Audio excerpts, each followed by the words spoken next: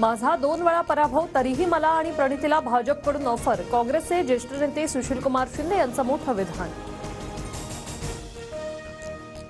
सुशीलकुमार शिंदे आणि प्रणिती शिंदेंना कोणतीही ऑफर दिली नाही. चंद्रशेखर बावनकुळेंनी दावा फेटाळला, तर ऑफर देणारा भाजपचा मोठा नेता सुशीलकुमार शिंदे ऑफरच्या वक्तव्यावर पुन्हा ठाम.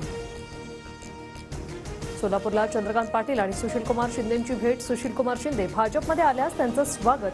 भेटीनंतर चंद्रकांत पाटलांची प्रतिक्रिया. सुशीलकुमार शिंदेंना भाजपकडून अधिकृत ऑफर नाही. नितीन गडकरी त्यांचे चांगले मित्र, त्यांनी ऑफर दिली असेल तर मला माहित नाही. मंत्री चंद्रकांत पाटलांची माहिती.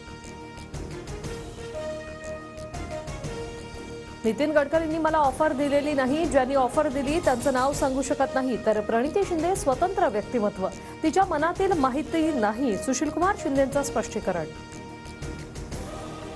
अनेक दिग्गज नेत्यांना भाजपमध्ये यायचंय. येत्या काही दिवसात राज्यात राजकीय भूकंप होणार. मंत्री गिरीश महाजनांचा दावा.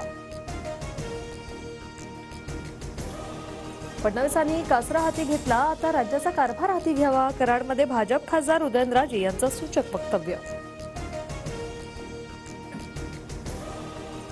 मुंबईत काही रेडे मुकाट सुटलेत. हे रेडे काहीही बोलत सुटले, त्यांच्यावर उपाय सुचवा. कृषी प्रदर्शनातून देवेंद्र फडणवीसांची संजय राऊतांवर नाव न घेता टीका. शिवसेनेच्या दिग्गज नेत्यांना ज्या माणसामुळे बाहेर पडावं लागलं त्यांच्याच हातून पक्ष सुटला. मनसेच्या विक्रोळी महोत्सवातून शर्मिला ठाकरेंचा उद्धव ठाकरेंवर निशाणा. 2 जणांच्या सीटवर 4 नेते दाटीवाटीनं बसल्याचा व्हिडिओ व्हायरल. नसती केली गुवाहाटी तर का झाली असती दाटीवाटी. अंधारेंकडून व्हायरल व्हिडिओवरून बोचरी टीका. शिंदेंची शिवसेना म्हणजे पाकिटमारी. मिंधे गटाचे मुंबईतील उमेदवार गुजरातचे भांडवलदार ठरणार. संजय राऊतांचा एकनाथ शिंदेंवर निशाणा. शिंदेंचे 10 लाख घेतले ती खरी पाकिटमारी. ते पैसे परत करा. राऊतांसारख्या दरोडेखोराला ठाकरे गटास्थान हेच मोठं दुर्दैव. संजय शिरसाटांचा राऊतांवर हल्लाबोल. नाशिकच्या गोदाघाटावर ठाकरे गट आणि शिंदे गट आमनेसामने. विनायक राऊतांविरोधात शिंदे गटाची जोरदार घोषणाबाजी. 22 जानेवारीला ठाकरेंच्या हस्ते गोदावरीची आरती. विधानसभाध्यक्षांच्या निर्णयाविरोधात ठाकरे गटाकडून सुप्रीम कोर्टात याचिकेवर आता 22 जानेवारीला सुनावणी. तर शिंदे गटाच्या याचिकेवर 8 फेब्रुवारीला हायकोर्टात सुनावणी. दावोस परिषदेत 2 दिवसात 4 लाख कोटींहून अधिकचे सामंजस्य करार. अनेक गुंतवणूकदार राज्यात येण्यास उत्सुक. मुख्यमंत्री एकनाथ शिंदेंची माहिती.